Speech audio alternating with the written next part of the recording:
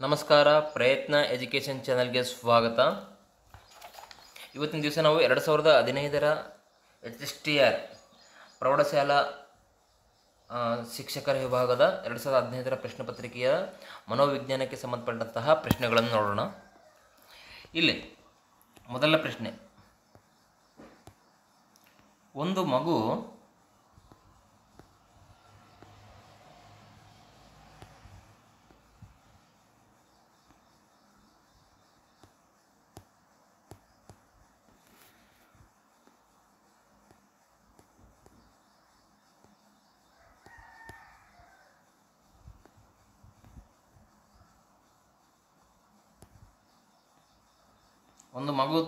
ಮರದ ತುಂಡನ್ನು ಬಸ್ಸಿನಂತೆ ಆಡಲು ಉಪಯೋಗಿಸುತ್ತಿದೆ. ಆ ಮಗು ಜ್ಞಾನಾತ್ಮಕ ವಿಕಾಸದ ಯಾವ ಹಂತದಲ್ಲಿದೆ ಅಂತ ಕೇಳಿದ್ದಾನೆ. ನೋಡಿಲಿ, 0 ರಿಂದ 2 ವರ್ಷ ಸಂವೇದನ ಗತಿ ಹಂತ, 2 ರಿಂದ 7 ವರ್ಷದ ಕಾರ್ಯಪೂರ್ವ ಹಂತ, 3 ರಿಂದ 7 ಮೂರ್ತ ಕಾರ್ಯಗಳ ಹಂತ, 7 ರಿಂದ 11 ಮೂರ್ತ ಕಾರ್ಯಗಳ ಹಂತ, 11 ವರ್ಷ ಔಪಚಾರಿಕ ಕಾರ್ಯಗಳ ಹಂತ. ಇಲ್ಲಿ ಸಂವೇದನ ಗತಿ ಹಂತ, ಕಾರ್ಯಪೂರ್ವ ಹಂತ, ಮೂರ್ತ ಕಾರ್ಯಗಳಂತ, ಔಪಚಾರಿಕ ಅಂತ ಕೊಟ್ಟಿದ್ದಾನೆ. ಇಲ್ಲಿ ಸಂವೇದನ ಹಂತ 0 ರಿಂದ 2 ವರ್ಷದವರೆಗೂ ಇರುತ್ತೆ. ಇದು ಸಂವೇದನ ಗತಿ ಹಂತ 0 ರಿಂದ 2 ವರ್ಷದವರೆಗೆ ಇರುತ್ತೆ. ಕಾರ್ಯಪೂರ್ವ ಹಂತ 2 ವರ್ಷದಿಂದ 7 ವರ್ಷದವರೆಗೆ ಇರುತ್ತೆ. 7 ವರ್ಷದಿಂದ 11 ವರ್ಷದವರೆಗೆ ಮೂರ್ತ ಕಾರ್ಯಗಳ ಅಂತ ಇರುತ್ತೆ. ಇಲ್ಲಿ 11 ವರ್ಷ ಮೇಲ್ಪಟ್ಟು ಔಪಚಾರಿಕ ಅಂತ ಇರುತ್ತೆ, ನಮ್ಗೆ ಗೊತ್ತಿರ್ಬೋದು. ಇಲ್ಲಿ ಸರಿಯಾದಂಥ ಉತ್ತರ, ಒಂದು ಮಗು ಮರದ ತುಂಡನ್ನು ಬಸ್ಸಿನಂತೆ ಆಡಲು ಉಪಯೋಗಿಸ್ತಿದೆ. ಆ ಮಗು ಜ್ಞಾನಾತ್ಮಕ ಹಂತದ ಯಾವ ಹಂತದಲ್ಲಿದೆಯಪ್ಪ ಅಂತಂದರೆ ಕಾರ್ಯಪೂರ್ವ ಹಂತದಲ್ಲಿದೆ. ಯಾವ ಹಂತದಲ್ಲಿ? ಕಾರ್ಯಪೂರ್ವ ಹಂತದಲ್ಲಿ. ಸರಿಯಾದ ಉತ್ತರ 2.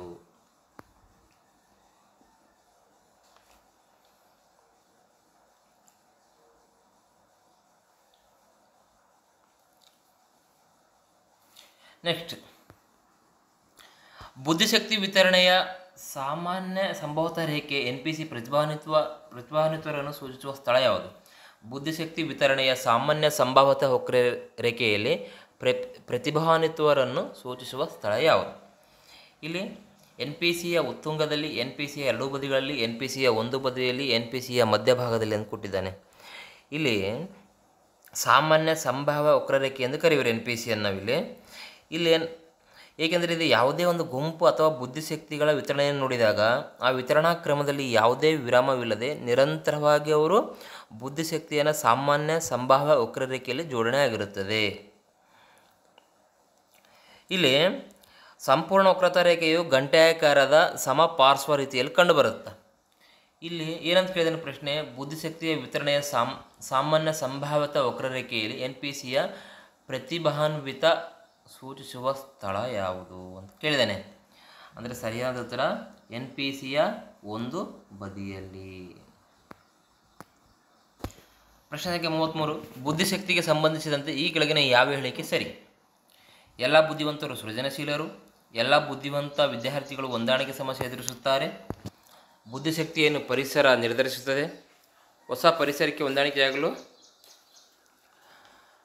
ಸಾಮರ್ಥ್ಯವೇ ಬುದ್ಧಿಶಕ್ತಿ. ಇಲ್ಲಿ ನೋಡಿ, ಇಲ್ಲಿ ಏನಂತ ಕೇಳಿದ ಪ್ರಶ್ನೆ, ಬುದ್ಧಿಶಕ್ತಿ ಸಂಬಂಧಿಸಿದ ಕೆಳಗಿನ ಯಾವ ಹೇಳಿಕೆ ಸರಿ ಅಂತ ಕೇಳಿದೆ. ಇಲ್ಲಿ ಒಂದು ವಿಲಿಯಂ ಸ್ಟರ್ ಒಂದು ಮಾತು ಹೇಳ್ತಾನೆ. ಬುದ್ಧಿಶಕ್ತಿ ಎಂಬುದು ಒಂದು ಸಾಮರ್ಥ್ಯವಾಗಿದ್ದು ಇದು ಅವನ ಆಲೋಚನೆಗಳನ್ನು ಪ್ರಜ್ಞಾಪೂರ್ವಕವಾಗಿ ಪರಿಸರದ ಹೊಸ ಅಗತ್ಯತೆಗಳಿಗೆ ಹೊಂದಿಕೊಳ್ಳುವಂತೆ ಸಹಾಯ ಮಾಡುತ್ತದೆ ಅಂತ ಹೇಳ್ತಾನೆ. ಯಾರು? William stern. ತನ್ಮೂಲಕ ತನ್ನೊಳಗಿನ ಸಮಸ್ಯೆಗಳನ್ನು ಪರಿಹಾರ ಮಾಡಿಕೊಳ್ಳುವುದಾಗಿದೆ. ಡೆವಿಲ್ ವೇಸ್ಲರ್ ಅಂತೇಳಿ ಬರ್ತಾನೆ, ಅವನು ಸಹ ಒಂದು ಮಾತಾಡ್ತಾನೆ. ಉದ್ದೇಶಪೂರ್ವಕವಾಗಿ ವರ್ತಿಸುವ, ತರ್ಕಬದ್ಧವಾಗಿ ಆಲೋಚಿಸುವ ಹಾಗೂ ಪರಿಸರದೊಂದಿಗೆ ಸಮರ್ಪಕವಾಗಿ ಹೊಂದಿಕೊಳ್ಳಲು ಬೇಕಾದ ಸಾಮರ್ಥ್ಯದ ಮೊತ್ತವೇ ಬುದ್ಧಿಶಕ್ತಿ ಅಂತೇಳಿ ಡೇವಿಡ್ ವೆಸ್ಲರ್ ಹೇಳಿದರೆ, ಬುದ್ಧಿಶಕ್ತಿ ಎಂಬುದು ಸಾಮರ್ಥ್ಯವಾಗಿದ್ದು ಅವನ ಆಲೋಚನೆಗಳನ್ನು ಪ್ರಜ್ಞಾಪೂರ್ವಕವಾಗಿ ಪರಿಸರದ ಹೊಸ ಅಗತ್ಯತೆಗಳಿಗೆ ಹೊಂದಿಕೊಳ್ಳುವಂತೆ ಸಹಾಯ ಮಾಡುತ್ತದೆ ಎಂದು ಯಾರು ಹೇಳ್ತಾನೆ? ವಿಲಿಯಂ ಸ್ಟರ್ನ್ ಹೇಳ್ತಾನೆ. ಇಲ್ಲಿ ಸರಿಯಾದಂತಹ ಉತ್ತರ ಯಾವುದಪ್ಪ? ಉತ್ತರ, ಹೊಸ ಪರಿಸರಕ್ಕೆ ಹೊಂದಾಣಿಕೆಯಾಗಲು ಸಾಮರ್ಥ್ಯವೇ ಬುದ್ಧಿಶಕ್ತಿ. ಅಂದರೆ ಪರಿಸರ ಯಾವ ರೀತಿ ಪರಿಸರ ಇರುತ್ತೋ ಅಂತಹ ಒಂದು ಪರಿಸರಕ್ಕೆ ಹೊಂದಾಣಿಕೆ ಆಗ್ತೀವಲ್ಲ, ಅದೇ ಒಂದು ಬುದ್ಧಿಶಕ್ತಿಗೆ ಸಂಬಂಧಿಸಿದ. ಎಲ್ಲ ಬುದ್ಧಿವಂತರು ಸೃಜನಶೀಲರ ಅಲ್ಲ, ಆದರೆ ಎಲ್ಲ ಸೃಜನಶೀಲರು ಬುದ್ಧಿವಂತರಾಗಿರುತ್ತಾರೆ. ಎಲ್ಲ ಬುದ್ಧಿವಂತ ವಿದ್ಯಾರ್ಥಿಗಳು ಹೊಂದಾಣಿಕೆ ಸಮಸ್ಯೆ ಎದುರಿಸುತ್ತಾರೆ. ಬುದ್ಧಿಶಕ್ತಿಯನ್ನು ಪರಿಸರ ನಿರ್ಧರಿಸುತ್ತದೆ. ಸ್ವಲ್ಪ ಹೊಸ ಪರಿಸರಕ್ಕೆ ಹೊಂದಾಣಿಕೆಯಾಗಲು ಸಾಮರ್ಥ್ಯವೇ ಬುದ್ಧಿಶಕ್ತಿ.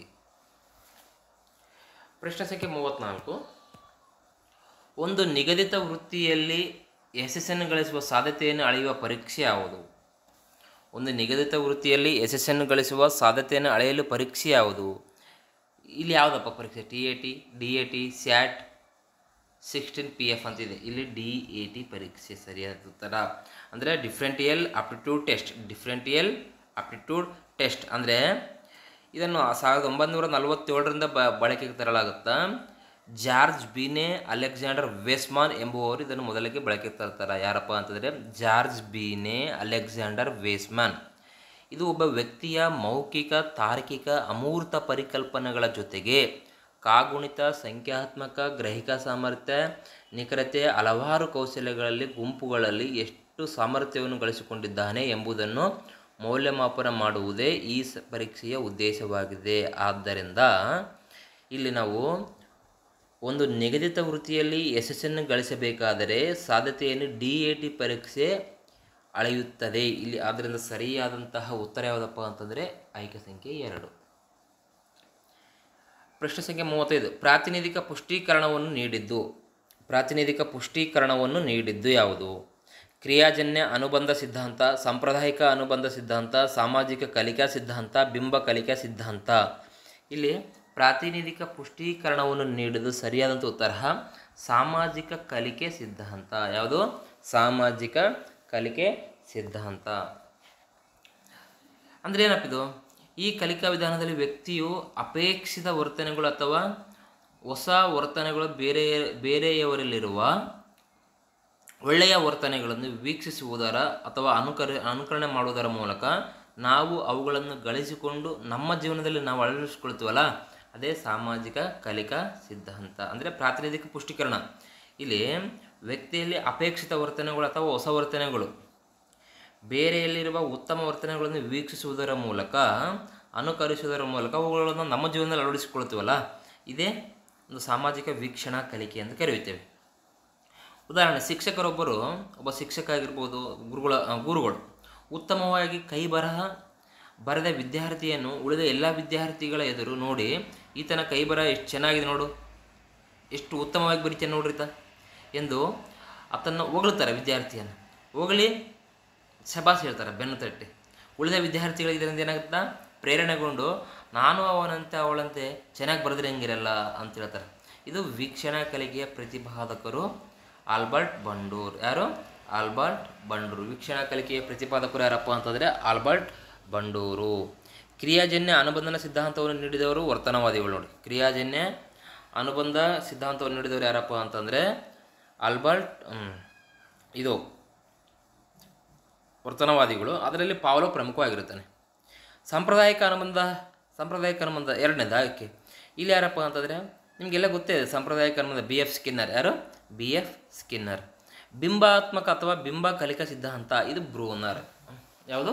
ಬ್ರೂನರ್. ನೋಡಿಲಿ,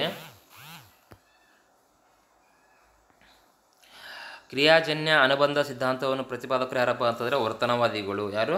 ವರ್ತನವಾದಿಗಳು. ಅದರಲ್ಲಿ ಪಾವ್ಲೋ ಪ್ರಮುಖವಾಗಿರುತ್ತಾನೆ. ಸಾಂಪ್ರದಾಯಿಕ ಅನುಬಂಧ ಸಿದ್ಧಾಂತ ಇಲ್ಲಿ ಯಾರಪ್ಪ ಅಂತಂದರೆ BF ಸ್ಕಿನ್ನರ್ ಬರ್ತಾನಂತ ಹೇಳಿದ್ವಿ. ಇಲ್ಲಿ ಬಿಂಬ ಕಲಿಕೆ ಸಿದ್ಧಾಂತ ಬಂದ್ಬಿಟ್ಟು ಬ್ರೂನರ್. ಬಿಂಬ ಕಲಿಕೆ ಸಿದ್ಧಾಂತ ಬ್ರೂನರ್. ಇಲ್ಲಿ ಪ್ರಾತಿನಿಧಿಕ ಪುಷ್ಟೀಕರಣವನ್ನು ನೀಡಿದ್ದು ಯಾವುದಪ್ಪ ಅಂತಂದರೆ ಸಾಮಾಜಿಕ ಕಲಿಕಾ ಸಿದ್ಧಾಂತ. ಇದು ಗೊತ್ತಿರಬೇಕು. ಇನ್ನು ವರ್ತನೆಯನ್ನು ಅಭ್ಯಾಸ ಮಾಡುವ ವಿಧಾನಗಳಲ್ಲಿ ಈ ಕೆಳಗಿನ ಯಾವ ವಿಧಾನವು ಅತ್ಯಂತ ವ್ಯಕ್ತಿನಿಷ್ಠ ವಿಧಾನವಾಗಿದೆ? ಪ್ರಶ್ನೆ ಸಂಖ್ಯೆ 36. ವರ್ತನೆಯನ್ನು ಅಭ್ಯಾಸ ಮಾಡುವ ವಿಧಾನಗಳಲ್ಲಿ ಈ ಕೆಳಗಿನ ಯಾವ ವಿಧಾನವು ಅತ್ಯಂತ ವ್ಯಕ್ತಿನಿಷ್ಠ ವಿಧಾನವಾಗಿದೆ? ಅವಲೋಕನ, ಅಂತರಾವಲೋಕನ, ವ್ಯಕ್ತಿ ಅಧ್ಯಯನ, ಪ್ರಾಯೋಗೀಕರಣ. ಇಲ್ಲಿ ಸರಿಯಾದಂತಹ ಉತ್ತರ ಯಾವುದಪ್ಪ ಅಂತಂದರೆ ಅಂತರಾವಲೋಕನ. ಅಂದರೆ ವರ್ತನೆಯನ್ನು ಅಭ್ಯಾಸ ಮಾಡುವ ವಿಧಾನಗಳಲ್ಲಿ ಕೆಳಗಿನ ಯಾವ ವಿಧಾನ ಅತ್ಯಂತ ವ್ಯಕ್ತಿನಿಷ್ಠ ವಿಧಾನವಾಗಿದೆ? ಅಭ್ಯಾಸ ಮಾಡುವುದರಲ್ಲಿ ಇಲ್ಲಿ ವ್ಯಕ್ತಿ ವರ್ತನೆ ಅತ್ಯಂತ ಹಳೆಯ ವಿಧಾನವಾಗಿದೆ. ಇಲ್ಲಿ ಅಂತರಾವಲೋಕನ ವಿಧಾನ ನೋಡಿರಿ. ಯಾವುದು? ಅಂತರಾವಲೋಕನ ವಿಧಾನ. 18ರಿಂದ 19ನೇ ಶತಮಾನದಲ್ಲಿ ಮೂಲತಃ ಇದು ಬ್ರಿಟಿಷ್ ಮನೋವಿಜ್ಞಾನಿ EB ಟಿಸ್ನರ್ ಇದರ ಪ್ರತಿಪಾದಕರಾಗಿರ್ತಾರೆ. ಯಾವುದು? ಅಂತರಾವಲೋಕನ ವಿಧಾನದ ಪ್ರತಿಪಾದಕರು ಯಾರಪ್ಪ ಅಂತಂದರೆ EB ಟಿಸ್ನರ್. ಯಾರು? EB ಟಿಸ್ನರ್. ತತ್ವಶಾಸ್ತ್ರದ ನಂತರ ಮನೋವಿಜ್ಞಾನದ ವ್ಯಕ್ತಿವರ್ತನೆ ಅತ್ಯಂತ ಹಳೆಯ ವಿಧಾನವಾಗಿದೆ.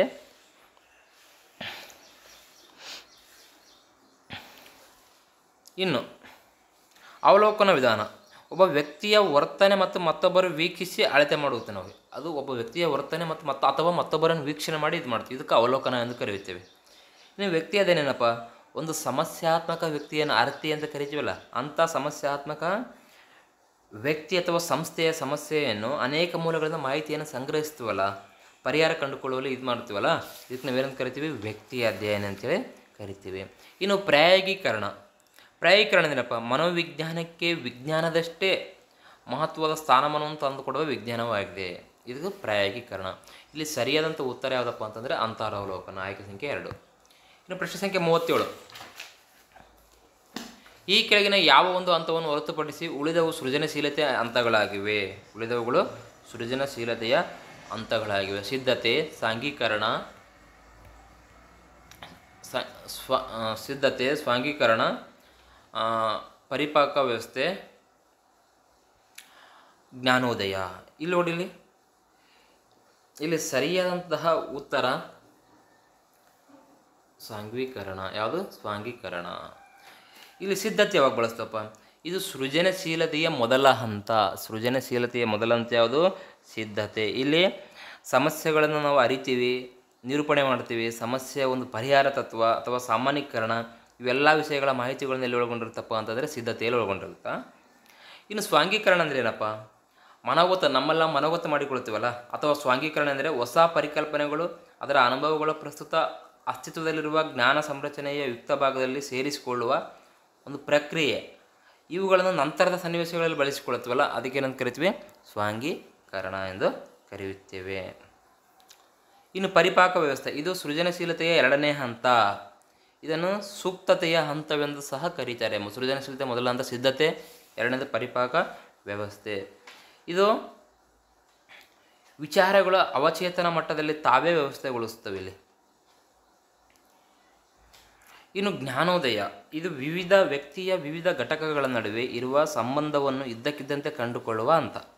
ಇದನ್ನು ಯುರೋಕಾ ಹಂತವನ್ನು ಕರೆಯುತ್ತಾರೆ. ಜ್ಞಾನೋದಯ ಹಂತವನ್ನು ಯುರೋಕಾ ಹಂತವನ್ನು ಕರೆಯುತ್ತಾರೆ. ಇಲ್ಲಿ ಸರಿಯಾದಂಥ ಉತ್ತರ ಯಾವುದಪ್ಪ ಅಂದರೆ ಆಯ್ಕೆ ಸಂಖ್ಯೆ 2. ಇನ್ನು ಪ್ರಶ್ನೆ ಸಂಖ್ಯೆ 38. ಬಹುಮುಖ ಬುದ್ಧಿಶಕ್ತಿಗೆ ಸಂಬಂಧಿಸಿದ ವ್ಯಕ್ತಿ. ಬಹುಮುಖ ಬುದ್ಧಿಶಕ್ತಿಗೆ ಸಂಬಂಧಿಸಿದ ವ್ಯಕ್ತಿ ಗೋಲ್ಮನ್, ಕೋಲ್ಬರ್ಗ್, ವೆಗೊಟಿಸ್ಕಿ, ಗಾರ್ಡ್ನರ್. ಇಲ್ಲಿ ನೋಡಿರಿ, ಬಹುಮುಖ ಬುದ್ಧಿಶಕ್ತಿ ಹವಾರ್ಡ್ ಗಾರ್ಡ್ನರ್ ಅಂತೇಳಿ ಬರುತ್ತಲ್ಲ, ಇಲ್ಲಿ ಸರಿಯಾದಂಥ ಉತ್ತರ ಆಯ್ಕೆ ಸಂಖ್ಯೆ 4. ಜನರು ಕೇವಲ ಬೌದ್ಧಿಕ ಸಾಮರ್ಥ್ಯವನ್ನು ಮಾತ್ರ ಹೊಂದಿರುವುದಿಲ್ಲ, ಅದರ ಜೊತೆಗೆ ಸಂಗೀತ, ಭಾಷಾ ಸಾಮರ್ಥ್ಯ, ಆಂತರಿಕ ಕಲ್ಪನಾ ಶಕ್ತಿ, ದೃಶ್ಯವನ್ನು ಗ್ರಹಿಸಿ ಅರ್ಥ ಮಾಡಿಕೊಳ್ಳುವ ಸಾಮರ್ಥ್ಯ ಮುಂತಾದ ವಿಭಿನ್ನ ರೀತಿಯ ಬೌದ್ಧಿಕ ಸಾಮರ್ಥ್ಯಗಳನ್ನು ಹೊಂದಿರುತ್ತಾರೆ ಅಂತ ಯಾರು ಹೇಳ್ತಾರಪ್ಪ ಅಂತಂದರೆ ಹವಾರ್ಡ್ ಗಾರ್ಡ್ನರ್ ಹೇಳ್ತಾನೆ. ಇಲ್ಲಿ ಡೇನಿಯಲ್ ಗೋಲ್ಮನ್ ಏನು ಹೇಳ್ತಾನಪ್ಪ? ಡೇನಿಯಲ್ ಗೋಲ್ಮನ್ ಇವರು ಸಂವೇಗಾತ್ಮಕ ಬುದ್ಧಿಶಕ್ತಿಗೆ ಸಂಬಂಧಿಸಿದ್ದಾರೆ. ಡೇನಿಯಲ್ ಗೋಲ್ಮನ್ ಅದಕ್ಕೆ ಸಂಬಂಧಿಸಿದ್ದಾರೆ, ಸಂವೇಗಾತ್ಮಕ ಬುದ್ಧಿಶಕ್ತಿಗೆ ಸಂಬಂಧಿಸಿದ್ದಾರೆ. ಇನ್ನು ಕೋಲ್ಬರ್ಗ್ ಮಕ್ಕಳ ನೈತಿಕ ವಿಕಾಸದ ಕುರಿತು ಸಂಬಂಧಿಸಿದ್ದಾರೆ. ಕೋಲ್ಬರ್ಗ್ ಮಕ್ಕಳ ನೈತಿಕ ವಿಕಾಸದ ಕುರಿತು ತಿಳಿಸಿದ್ದಾರೆ ಕೋಲ್ಬರ್ಗ್. ವೆಗೊಟಿಸ್ಕಿ ನಿಮ್ಗೆ ಗೊತ್ತಿದೆ, ಸಾಮಾಜಿಕ ಸಾಂಸ್ಕೃತಿಕ ಸಿದ್ಧಾಂತವನ್ನು ತಿಳಿಸಿದ್ದಾರೆ. ಇಲ್ಲಿ ನೋಡ್ರಿ, ಗೋಲ್ಮನ್ ಬಂದ್ಬಿಟ್ಟು ಸಂವೇಗಾತ್ಮಕ ಬುದ್ಧಿಶಕ್ತಿಗೆ ಸಂಬಂಧಿಸಿದ್ದಾರೆ, ಕೋಲ್ಬರ್ಗ್ ನೈತಿಕ ವಿಕಾಸ ಸಿದ್ಧಾಂತಕ್ಕೆ ಸಂಬಂಧಿಸಿದರೆ, ವೆಗೊಟಿಸ್ಕಿ ಬಂದ್ಬಿಟ್ಟು ಸಾಮಾಜಿಕ ಸಾಂಸ್ಕೃತಿಕ ಸಿದ್ಧಾಂತಕ್ಕೆ ಸಂಬಂಧಿಸಿದ್ದಾರೆ.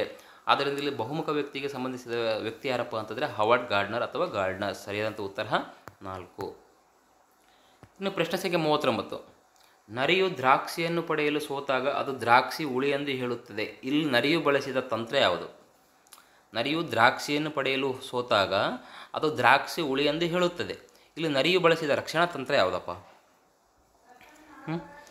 ತರ್ಕಸಮ್ಮತವಾಗಿಸುವಿಕೆ, ದಮನ, ಪ್ರಕ್ಷೇಪಣೆ, ಉದಾತ್ತೀಕರಣ. ಇಲ್ಲಿ ಸರಿಯಾದಂಥ ಉತ್ತರ ತರ್ಕಸಮ್ಮತವಾಗಿಸುವಿಕೆ. ತರ್ಕಸಮ್ಮತವಾಗಿಸುವಿಕೆ. ಇಲ್ಲಿ ನೋಡಿ, ವ್ಯಕ್ತಿಯೊಬ್ಬ ಆತಂಕಕ್ಕೆ ಒಳಗಾದಾಗ ಅಥವಾ ಏನಾದರೂ ತಪ್ಪು ಮಾಡಿದಾಗ ತನ್ನ ಕ್ರಿಯೆಗಳಿಗೆ ತೋರಿಕೆಗೆ ನ್ಯಾಯ ಸಮ್ಮತವೆನಿಸುವ ಕಾರಣಗಳನ್ನು ನೀಡಿ ನೈಜ ಕಾರಣಗಳನ್ನು ಮುಚ್ಚಿಡುವುದಾಗಿದೆ. ಇದಕ್ಕೋಸ್ಕರಪ್ಪ ಆತನಿಗೆ ನಿಜವಾದ ಕಾರಣಗಳನ್ನು ಒಪ್ಪಿಕೊಳ್ಳುವುದು ಅತ್ಯಂತ ನೋವುಂಟು ಮಾಡುತ್ತೆ. ಆದ ಕಾರಣದ ತರ್ಕಸಮ್ಮತವಾಗಿಸುವಿಕೆ ಅಂತ ಕರಿತೀವಿ ನಾವು. ಈ ರಕ್ಷಣಾ ತಂತ್ರದಲ್ಲಿ ಉಳಿದ್ರಾಕ್ಷಿ ಅಥವಾ ಸಿಹಿ ನಿಂಬೆ ಕೂಡ ಬಳಸ್ತೀವಿ. ಏನಪ್ಪ ಉಳಿದ್ರಾಕ್ಷಿ ತಂತ್ರ ಅಂದರೆ? ಕೈಯಿಂದ ಸಾಧಿಸಲಾಗದ ಕೆಲಸ ಅಯೋಗ್ಯ ಅಥವಾ ಯೋಗ್ಯವಲ್ಲವೆಂದು ಹೇಳುವುದು. ನಮ್ಮ ಕೈಯಿಂದ ನಾವು ಏನು ಮಾಡೋಕ್ಕಾಗಲ್ಲ ಅಂತಹ ಕೆಲಸವನ್ನು ಯಾವುದು ಸರಿ ಇಲ್ಲ, ಅದು ಅಯೋಗ್ಯ ಯೋಗ್ಯವಲ್ಲದು ಅಂತ ನಾವು ಹೇಳ್ತೀವಲ್ಲ, ಇದೇ ತರ್ಕಸಮ್ಮತವಾಗಿಸುವಿಕೆ. ಇನ್ನು ದಮನ ಅಂದರೆ ಏನಪ್ಪ? ದಮನ ಅನುಭವಗಳನ್ನು ಮನಸ್ಸಿನ ಆಳಕ್ಕೆ ತಳ್ಳುವುದು. ಅನುಭವಗಳನ್ನು ನಮ್ಮ ಮನಸ್ಸಿನ ಆಳಕ್ಕೆ ತಳ್ಳುವುದು ದಮನ. ಇನ್ನು ಪ್ರಾಕ್ಷೇಪಣೆ ಅಂದರೆ ಏನಪ್ಪ?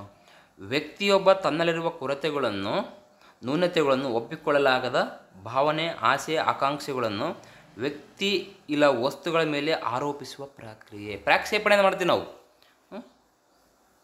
ಬೇರೆಯವ್ರ ಮೇಲೆ. ಇನ್ನು ಉದಾತ್ತೀಕರಣ ಅಂದರೆ ಏನಪ್ಪ? ಸಮಾಜ ಒಪ್ಪದೇ ಇರುವಂಥ ಅಸಹನೀಯ ಭಾವನೆಗಳನ್ನು ಸಮಾಜ ಒಪ್ಪುವ ರೀತಿಯಲ್ಲಿ ಪುನಃ ನಿರ್ದೇಶಿಸುವುದು. ಅಂದರೆ ಉದಾತ್ತೀಕರಣ ಅಂತಂದರೆ ಅದು ಉದಾತ್ತ ಭಾವನೆಯನ್ನು ಒಳಗೊಂಡಿರುತ್ತೆ. ಇಲ್ಲಿ ಸರಿಯಾದಂಥ ಉತ್ತರ ಆಯ್ಕೆ ಸಂಖ್ಯೆ 1. ಇನ್ನು ಪ್ರಶ್ನೆ ಸಂಖ್ಯೆ 40. ಮುಮ್ಮರಳುವಿಕೆ ಅವರೋಧ ಉಂಟಾಗುವಾಗ ಆಗುವ ಕಲಿಕಾ ವರ್ಗಾವಣೆ. ಮುಮ್ಮರಳುವಿಕೆ ಅವರೋಧ ಉಂಟಾಗುವಾಗ ಆಗುವ ಕಲಿಕಾ ವರ್ಗಾವಣೆ ಅಂತ ಕೇಳ್ತಾ ಇದ್ದೇನೆ. ಧನಾತ್ಮಕ ವರ್ಗಾವಣೆ, ಶೂನ್ಯ ವರ್ಗಾವಣೆ, ಋಣಾತ್ಮಕ ವರ್ಗಾವಣೆ, ತಟಸ್ಥ. ಇಲ್ಲಿ ಮುಮ್ಮರಳುವಿಕೆ ಅವರೋಧ ಉಂಟಾಗುವಾಗ ಕಲಿಕಾ ವರ್ಗಾವಣೆ ಏನಾಗಿರುತ್ತಪ್ಪ ಅಂತಂದರೆ ಋಣಾತ್ಮಕವಾಗಿರುತ್ತಾ. Negative transfer of the learning ಅಂತ ಕರಿತೀವಿ ನಾವು. ಇಲ್ಲಿ ಒಂದು ಸನ್ನಿವೇಶದಲ್ಲಿ ಕಲಿತ ಕಲಿಕೆ ಇನ್ನೊಂದು ಸನ್ನಿವೇಶದಲ್ಲಿ ಪ್ರಭಾವ ಬೀರುವುದನ್ನು ಕಲಿಕಾ ವರ್ಗಾವಣೆ ಅಂತ ಕರೀತೀವಿ. ಒಂದು ಸನ್ನಿವೇಶದಲ್ಲಿ ಕಲಿತ ಒಂದು ಕಲಿಕೆ ಇನ್ನೊಂದು ಸನ್ನಿವೇಶದಲ್ಲಿ ಪ್ರಭಾವ ಬೀರುತ್ತಲ್ಲ, ಅದಕ್ಕೆ ನಾವು ಕಲಿಕಾ ವರ್ಗಾವಣೆ ಅಂತ ಕರೆದರೆ, ಇಲ್ಲಿ ಏನಪ್ಪ ಮುಮ್ಮುಖ ಅಥವಾ ಮುಮ್ಮರಳುವ ಅವರೋಧ ಎಂದು ಕರೆಯಲಾಗಿದೆ. ಯಾವ ರೀತಿಯಪ್ಪ ಅಂದರೆ ಈಗ ಕಲಿತಿರುವ ಕಲಿಕೆಗೆ ಅಡ್ಡಿಯನ್ನು ಉಂಟು ಮಾಡಿದರೆ ಅದು ಮುಮ್ಮುಖ ಅಥವಾ ಮುಮ್ಮರಳುವ ಅವರೋಧ ಅಂತ ಕರಿತೀವಿ. ನಾವು ಕಲಿತ ಒಂದು ಫಾರ್ ಎಕ್ಸಾಂಪಲ್ ಏನು ಗೊತ್ತಾ, ಈಗಾಗಲೇ ಕಲಿತಿರ್ತೀವಿ ನಾವು. ಆ ಕಲಿತಂಥ ವಿಷಯ ಪ್ರಸ್ತುತ ಕಲಿಯೋದಕ್ಕೆ ನಮಗೇನಾದರೂ ಅವರೋಧ ಉಂಟಾದರೆ, ಏನಾದರೂ ಅಡ್ಡಿ ಉಂಟು ಮಾಡಿದರೆ ಅದು ಮುಮ್ಮುಖ ಅಥವಾ ಮುಮ್ಮರಳುವ ಕಲಿಕಾ ವರ್ಗಾವಣೆ ಅಂತ ನಾವು ಕರಿತೀವಿ. ಆದ್ದರಿಂದ ಇದು ಎಂತಹ ವರ್ಗಾವಣೆ? ಋಣಾತ್ಮಕ ವರ್ಗಾವಣೆಗೆ ವಿವರಣೆ ಆಗುತ್ತೆ. ಅಥವಾ ಧನಾತ್ಮಕ ವರ್ಗಾವಣೆ ಅಂದ್ರಪ್ಪ, ಇಂದಿನ ಕಲಿಕೆ ಈಗ ಕಲಿತಿರುವ ಕಲಿಕೆಗೆ ಸಹಾಯ ಮಾಡುವುದು, ಅದು ಧನಾತ್ಮಕ ಕಲಿಕೆ. ಇನ್ನು ಶೂನ್ಯ ವರ್ಗಾವಣೆ ಕಲಿಕೆ ಅಂದರೆ ಏನಪ್ಪ? ಒಂದು ಸನ್ನಿವೇಶದ ಕಲಿಕೆ ಯಾವುದೇ ರೀತಿಯಾಗಿ ಇನ್ನೊಂದು ಸನ್ನಿವೇಶದ ಕಲಿಕೆಯ ಮೇಲೆ ಪರಿಣಾಮ ಬೀರದೇ ಇರುವುದು. ಮೋಟಾರ್ ಸೈಕಲ್ ಕಲಿಕೆ ಬಸ್ ಚಾಲನಾ ಕಲಿಕೆಯಲ್ಲಿ ಯಾವುದೇ ಪ್ರಭಾವ ಬೀರದು. ಈ ತಟಸ್ಥ ಕಲಿಕೆಯನ್ನು ಹೊಂದಿರುತ್ತಲ್ಲ, ಅದು ಶೂನ್ಯ ಕಲಿಕಾ ವರ್ಗಾವಣೆ ಅಥವಾ ಈ ರೀತಿ ಕರೆಯಲಾಗುತ್ತೆ. ತಟಸ್ಥ ಕಲಿಕೆಯನ್ನು ಶೂನ್ಯ ವರ್ಗಾವಣೆ ಕಲಿಕೆ ಎಂದೇ ಕರಿತೀವಿ ನಾವು. ಇಲ್ಲಿ ಸರಿಯಾದ ಉತ್ತರ ಋಣಾತ್ಮಕ ವರ್ಗಾವಣೆ. ಪ್ರಶ್ನೆ ಸಂಖ್ಯೆ 41. ತನ್ನ ಮತ್ತು ಇತರ ಭಾವನೆಗಳನ್ನು ಮೇಲ್ವಿಚಾರಣೆ ಮಾಡುವ ಸಾಮರ್ಥ್ಯವೇ? ತನ್ನ ಮತ್ತು ಇತರ ಭಾವನೆಗಳನ್ನು ಮೇಲ್ವಿಚಾರಣೆ ಮಾಡುವ ಸಾಮರ್ಥ್ಯವೇ ಸಂವೇಗಾತ್ಮಕ ಬುದ್ಧಿಶಕ್ತಿ, ಬಹುಮುಖ ಬುದ್ಧಿಶಕ್ತಿ, ಪ್ರಜಾಪ್ರಭುತ್ವ ನಾಯಕತ್ವ, ಸೃಜನಶೀಲತೆ, ಸಾಮರ್ಥ್ಯ. ಇಲ್ಲಿ ಸರಿಯಾದಂಥ ಉತ್ತರ ಸಂವೇಗಾತ್ಮಕ ಬುದ್ಧಿಶಕ್ತಿ. ಇಲ್ಲಿ ನೋಡಿ, ಮನೋವಿಜ್ಞಾನದಲ್ಲಿ ಭಾವನೆಗಳನ್ನು ಮಾನವನ ಆಲೋಚನೆ ಮತ್ತು ನಡವಳಿಕೆಯ ಮೇಲೆ ಪ್ರಭಾವ ಬೀರುವ ದೈಹಿಕ ಅಥವಾ ಮಾನಸಿಕ ಬದಲಾವಣೆಗಳಿಗೆ ಕಾರಣವಾಗುವಂತಹ ಒಂದು ಸ್ಥಿತಿ ವ್ಯಾಖ್ಯಾನಿಸ್ತೀವಿ ನಾವು ಈ ರೀತಿ. ಅಂದರೆ ತನ್ನ ಮತ್ತು ಇತರರ ಭಾವನೆಗಳನ್ನು ಮೇಲ್ವಿಚಾರಣೆ ಮಾಡುವ ಸಾಮರ್ಥ್ಯವೇ ಏನಪ್ಪ ಅಂತಂದರೆ ಇಲ್ಲಿ ಸಂವೇಗಾತ್ಮಕ ಬುದ್ಧಿಶಕ್ತಿ. ಇದು ವ್ಯಕ್ತಿಯ ಭಾವನಾತ್ಮಕತೆಯಲ್ಲಿ ಒಂದು ವ್ಯಕ್ತಿಯ ಮನೋಧರ್ಮ, ಸ್ವಭಾವ, ವ್ಯಕ್ತಿಯ ಮನಸ್ಥಿತಿ, ವ್ಯಕ್ತಿತ್ವ, ಅಭಿಪ್ರಾಯಗಳಿಗೆ ಹೆಚ್ಚು ಸಂಬಂಧಿಸಿರುತ್ತದೆ ಸಂವೇಗಾತ್ಮಕ ಬುದ್ಧಿಶಕ್ತಿ.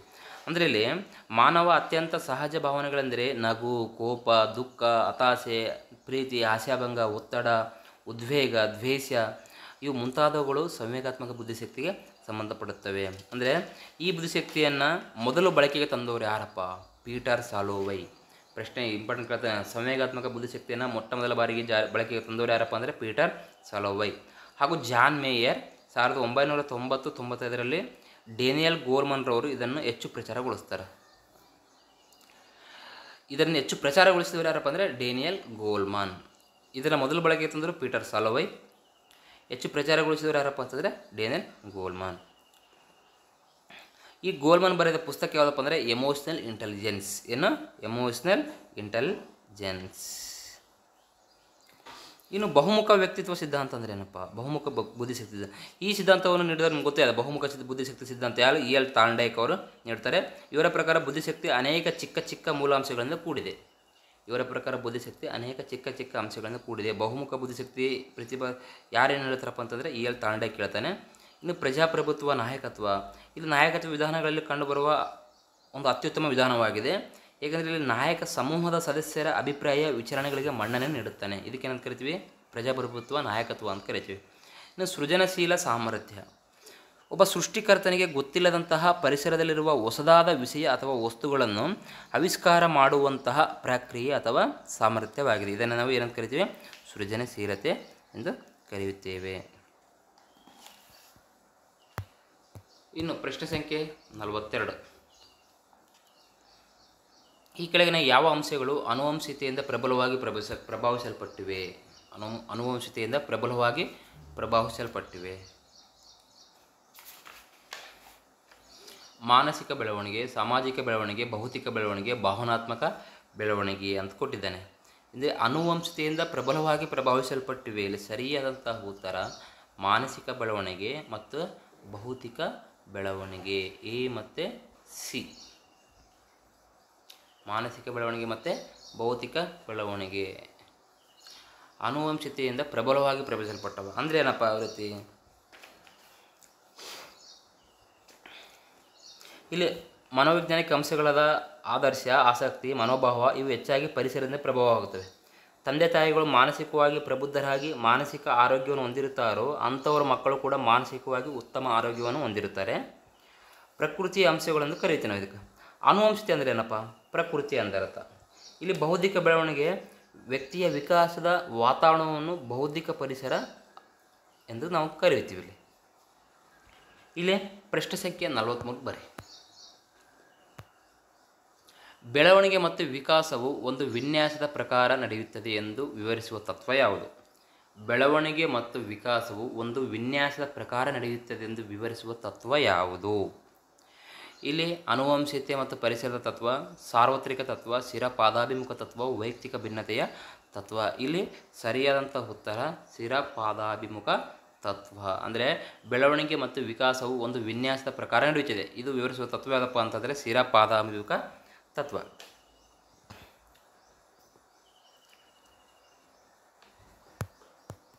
ಪ್ರಶ್ನೆ ಸಂಖ್ಯೆ 44. ಓದಿನ ವೇಗದ ಮೇಲೆ ಬೆಳಕಿನ ತೀವ್ರತೆಯ ಪರಿಣಾಮ ಈ ಪ್ರಾಯೋಗಿಕ ಅಧ್ಯಯನದಲ್ಲಿ ಅಸಂಗತ ಚರಾಂಶವೆಂದರೆ? ಓದಿನ ವೇಗದ ಮೇಲೆ ಬೆಳಕಿನ ತೀವ್ರತೆಯ ಪರಿಣಾಮ ಈ ಪ್ರಾಯೋಗಿಕ ಅಧ್ಯಯನದಲ್ಲಿ ಅಸಂಗತ ಚರಾಂಶ ಎಂದರೇನಪ್ಪ? ಇಲ್ಲಿ ಸರಿಯಾದಂಥ ಉತ್ತರ ಬೆಳಕಿನ ತೀವ್ರತೆ, ಓದಿನ ವೇಗ, ಓದುಗನ ಆಸಕ್ತಿ, ಅಳೆಯುವ ಸಾಧನ. ಇಲ್ಲಿ ಸರಿಯಾದ ಉತ್ತರ ಏನಪ್ಪ ಅಂತಂದರೆ ಓದಿನ ವೇಗ. ಓದಿನ ವೇಗ ಅಂದರೆ ಯಾವ ರೀತಿ ಅಪ್ಪಿದು? ಸ್ವತಂತ್ರ ಚರಾಂಶ ಅಂದ್ರೇನು, ಅಸಂಗತ ಚರಾಂಶ ಅಂದ್ರೇನು ನಮ್ಗೆ ಗೊತ್ತಾಗಬೇಕು. ಇಲ್ಲಿ ಮೊದಲು ಓದಿನ ವೇಗ ನಮ್ಗೆ ತಿಳ್ಕೊಳ್ಳೋಣ. ಪ್ರಾಯೋಗಿಕ ಪ್ರಭಾವವನ್ನು ಬೀರುವ ಅಂಶಗಳನ್ನು ನಾವೇನಂತ ಕರಿತೀವಿ? ಪ್ರಮುಖವಾಗಿ 2 ವಿಧಗಳು ಕಾಣ್ತೀವಿ ನಾವು. ಒಂದು ಸ್ವತಂತ್ರ ಚರಾಂಶ, ಇನ್ನೊಂದು ಪರತಂತ್ರ ಚರಾಂಶ, ಮತ್ತು ಇನ್ನೊಂದು ಅಸಂಗತ ಚರಾಂಶ ಅಂತೇಳಿ ಇದು ಮಾಡ್ತೀವಿ ನಾವು. ಇಲ್ಲಿ ನಾವು ಯಾವ ಚರಾಂಶದ ಪ್ರಭಾವವನ್ನು ಅಧ್ಯಯನ ಮಾಡಬೇಕಾಗಿದೆಯೋ ಅದನ್ನು ಸ್ವತಂತ್ರ ಚರಾಂಶ. ಅಂದರೆ ನಾವು ಯಾವುದನ್ನು ಕುರಿತು ಅಧ್ಯಯನ ಮಾಡ್ತೀವಲ್ಲ ಅದು ಸ್ವತಂತ್ರ ಚರಾಂಶ, ನಮ್ಗೆ ಗೊತ್ತಿರಬೇಕು. ಇಲ್ಲಿ ಪರತಂತ್ರ ಚರಾಂಶ ಅಂದರೆ ಯಾವ ಚರಾಂಶವು ಅಧ್ಯಯನಕ್ಕೆ ಒಳಪಡುತ್ತದೋ, ಯಾವುದರ ಮೇಲೆ ಪ್ರಭಾವ ಬೀರುತ್ತದೆಯೋ ಅದು ಪರತಂತ್ರ ಚರಾಂಶ. ಇಲ್ಲಿ ನೋಡ್ರಿ, ನಾವು ಪ್ರಯೋಗದಲ್ಲಿ ಯಾವುದನ್ನು ಅಧ್ಯಯನ ಮಾಡಬೇಕಾಗಿದೆಯೋ ಅದು ಸ್ವತಂತ್ರ ಚರಾಂಶ. ಯಾವ ಚರಾಂಶವು ಅಧ್ಯಯನಕ್ಕೆ ಒಳಪಡುತ್ತದೆಯೋ ಅದು ಯಾವುದರ ಮೇಲೆ ಪ್ರಭಾವ ಬೀರುತ್ತದೆಯೋ ಅದು ಪರತಂತ್ರ ಚರಾಂಶ. ಅದರ ಅಸಂಗತ ಅಥವಾ ನಿಯಂತ್ರಿತ ಚರಾಂಶ ಅಂತ ಕರಿತೀವಿ. ಇಲ್ಲಿ ಅಸಂಗತ ಚರಾಂಶ ಅಂದರೆ ಏನಪ್ಪ? ಯಾವ ಚರಾಂಶಗಳು ಪ್ರಯೋಗ ಮಾಡುವಾಗ ಆ ಒಬ್ಬ ಪ್ರಯೋಗಕರ್ತನಿಂದ ನಿಯಂತ್ರಿಸಲ್ಪಡುತ್ತವೆಯೋ ಅಥವಾ ಯಾವ ಚರಾಂಶಗಳನ್ನು ಪ್ರಯೋಗ ಮಾಡುವವನು ಪ್ರಯೋಗದಲ್ಲಿ ಪ್ರಭಾವ ಬೀರುವಂತೆ ಕಾಯ್ದುಕೊಳ್ಳುತ್ತಾನೋ ಅಂತಹ ಚರಾಂಶಗಳನ್ನು ಅಸಂಗತ ಅಥವಾ ನಿಯಂತ್ರಿತ ಚರಾಂಶಗಳೆಂದು ಕರೆಯುತ್ತೇವೆ. ಇಲ್ಲಿ ನೋಡಿ, ಓದಿನ ವೇಗದ ಮೇಲೆ ಬೆಳಕಿನ ತೀವ್ರತೆಯ ಪರಿಣಾಮ ಈ ಪ್ರಾಯೋಗಿಕ ಅಧ್ಯಯನದಲ್ಲಿ ಅಸಂಗತ ಚರಾಂಶ ಯಾವುದಂದ್ರಪ್ಪ ಅಂತಂದರೆ ಓದಿನ ವೇಗ. ಇಲ್ಲಿ ಯಾವ ರೀತಿಯಪ್ಪ? ಓದಿನ ವೇಗದ ಮೇಲೆ ತೀವ್ರತೆ ಪರಿಣಾಮ ಎಂಬ ಪ್ರಯೋಗದಲ್ಲಿ ತೀವ್ರತೆ ಪರಿಣಾಮ ಎಂಬುದು ಅಧ್ಯಯನ ಮಾಡಬೇಕಾಗಿರುವುದರಿಂದ ಇದನ್ನು ಸ್ವತಂತ್ರ ಚರಾಂಶವಾಗಿದೆ. ಇಲ್ಲಿ ಓದಿನ ವೇಗದ ಮೇಲೆ ಎಂಬ ಚರಾಂಶವು ಅಧ್ಯಯನಕ್ಕೆ ಒಳಪಡುತ್ತಿದೆ, ಆದ್ದರಿಂದ ಇದು ಪರತಂತ್ರ ಚರಾಂಶ. ಆದರೆ ಅವೆರಡೂ ಚರಾಂಶಗಳನ್ನು ಹೊರತುಪಡಿಸಿ ಉಳಿದೆಲ್ಲ ಚರಾಂಶಗಳು ಪ್ರಾಯೋಗಿಕ ಕರ್ತೃ ನಿಯಂತ್ರಿಸಿದ್ದಾನೆ. ಇಲ್ಲಿ ಓದುಗನ ಆಸಕ್ತಿಯು ಕೂಡ ಒಂದು ಅಸಂಗತ ಚರಾಂಶ. ಇಲ್ಲಿ ಓದಿನ ವೇಗದ ಮೇಲೆ ಬೆಳಕಿನ ತೀವ್ರತೆ ಪರಿಣಾಮ. ಈ ಪ್ರಾಯೋಗಿಕ ಅಧ್ಯಯನದಲ್ಲಿ ಅಸಂಗತ ಚರಾಂಶ ಯಾವುದಪ್ಪ ಅಂತಂದರೆ ಓದಿನ ವೇಗ. ಯಾವುದು? ಓದಿನ ವೇಗ. ಅಲ್ಲಲ್ಲ, ಸರಿಯಾದಂಥ ಉತ್ತರ ಓದುಗನ ಆಸಕ್ತಿ. ಯಾವುದು? ಓದುಗನ ಆಸಕ್ತಿ. ಓದುಗನ ಆಸಕ್ತಿ.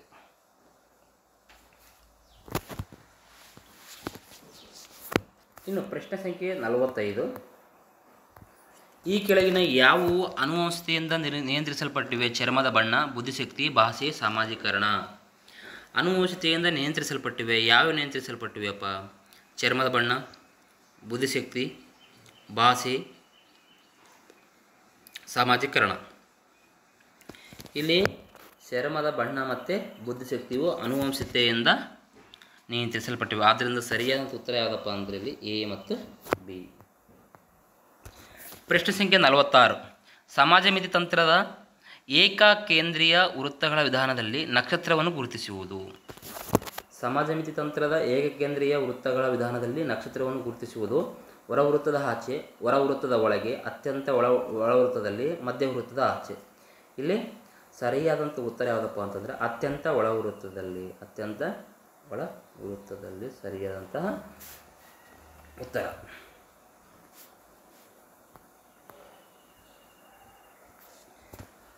ಮಗುವಿನ ನೈತಿಕ ಬೆಳವಣಿಗೆ ಕ್ಷೇತ್ರಕ್ಕೆ ಸಂಬಂಧಿಸಿದವರು ಯಾರು? ಮಗುವಿನ ನೈತಿಕ ಬೆಳವಣಿಗೆ ಕ್ಷೇತ್ರಕ್ಕೆ ಸಂಬಂಧಿಸಿದವರು ಜೀನ್ ಪಿಯಾಜೆ, ಹ್ಯಾವಿಗಾರ್ಡ್, ಸ್ಟ್ಯಾನ್ಲಿ ಹಾಲ್ ಮತ್ತು ವೆಗೊಡಸ್ಕಿ. ಹ್ಯಾವಿಗಾರ್ಡ್ಸ್ ಮತ್ತು ಸ್ಟ್ಯಾನ್ಲಿ ಹಾಲ್, ಜೀನ್ ಪಿಯಾಜೆ ಮತ್ತು ವೆಗೊಡಸ್ಕಿ. ಇಲ್ಲಿ ಮಗುವಿನ ನೈತಿಕ ಬೆಳವಣಿಗೆ ಕ್ಷೇತ್ರಕ್ಕೆ ಸಂಬಂಧಪಟ್ಟಿದ್ದವರು ಯಾರಪ್ಪ ಅಂತಂದರೆ ಜೀನ್ ಪಿಯಾಜೆ, ಹ್ಯಾವಿಗಾರ್ಡ್ಸ್.